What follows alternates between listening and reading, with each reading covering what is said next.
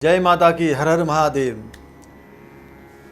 आप सबका श्री परिवार चैनल में बहुत बहुत स्वागत है। इस बार का गुप्त नवरात्र 11 जुलाई से पुष्य नक्षत्र एवं कर्क राशि में पड़ रहा है। इस बार यह नवरात्र कुछ खास है।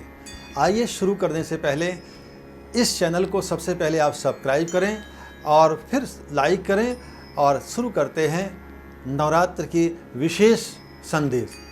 इस बार गुप्त नवरात्र 11 जुलाई को रविवार के दिन रवि पुख नक्षत्र में पड़ रहा है। यह शुभ योग भी है। कभी कभी वर्षों वर्षों पश्चात ये योग आता है। आइए जल्दी से मैं आपको सबसे पहले घट स्थापन का समय बता देता हूँ।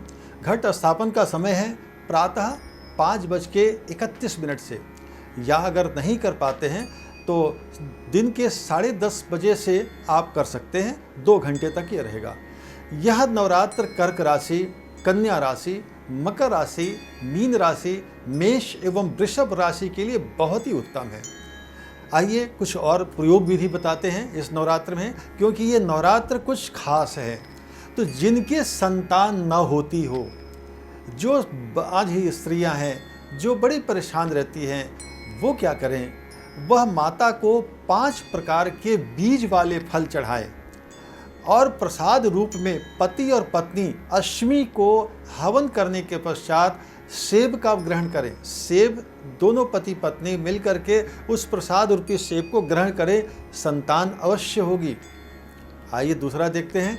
जिस कन्या का विवाह न होता हो, जो कन्या बारंबार तमा पूजा करती है पर उसका योग न बनता हो, तो इस नवरात्र में प्रयोग कर सकते हैं।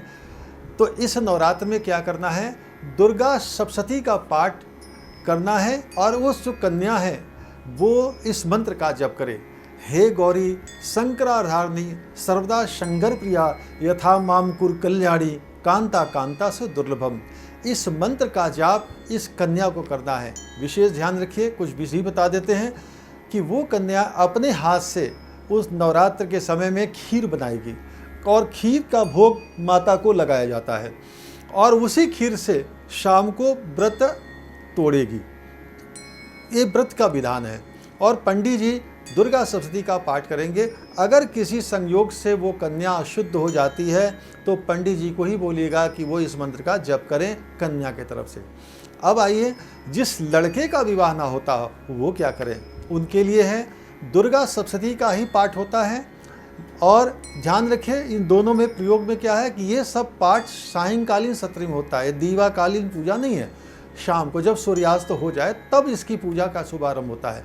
तो जिस लड़के का विवाह न होता हो, दुर्गा सप्तशती का पाठ कराएं और उसमें एक मंत्र है जो लड़का करे या पंडित जी के तरफ से भी करवा सकती है। मंत्र है पत्नी मनोरमाम देहि मनोवृतानुसारिणी तारिणी दुर्ग संसार सागरस्य कुलोद्भवाम। इस मंत्र का जप करें या करवाएं, उस लड़के का भी विवाह अवश्य होगा। एक चीज़ और आती है कि कुंडली में एक संकटा दशा चलती है। तो जिसकी संकटा दशा है उसका सब कुछ बर्बाद हो जाता है। यहाँ तक कि मैंने बहुत से लोगों को जेल जाते देखा है। ये ऐसी दशा है कि संघर्ष के साथ साथ बहुत ज़्यादा परेशानी खड़ी हो जाती है। बने बनाए कार्य व्यक्ति के बिगड़ जाते हैं और यहाँ तक कि व्यक्ति निराश हो जाता है। ब्राह्मणों से कुंडली दिखाने के पश्चात पता लगता है कि उसका राजयोग चल रहा है, लेकिन यहाँ पतन योग दिखाई देता है। उसका कारण संकटा दशा चल रही है। तो इस संकटा दशा का निवारण कैसे होगा वो भी इस नवरात्र में बताया जाता है कि दुर्गा सप्तशती का पाठ करें और साथ में माता के 32 नामों का जाप 5 बार करना चाहिए। 32 नाम का जाप 5 बार करना चाहिए। और अष्टमी के दिन माता को मालपुए से हवन होता है। अब मालपुआ तो बड़ा होता है, इसलिए छोटे छोटे गुलगुला बनाना चाहिए और 32 नाम से आहुति देनी चाहिए। इससे उनकी संकटा दशा कभी भी उनके ऊपर दुखदायी नहीं होगी, ये ध्यान रखें।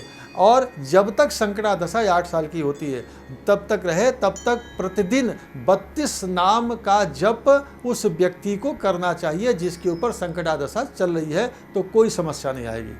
आइए आगे चलते हैं। अगर कोई जेल चला गया है, आपके परिचित या कोई भी जेल चला गया है, तो हमारे माता के 51 शक्तिपीठ हैं।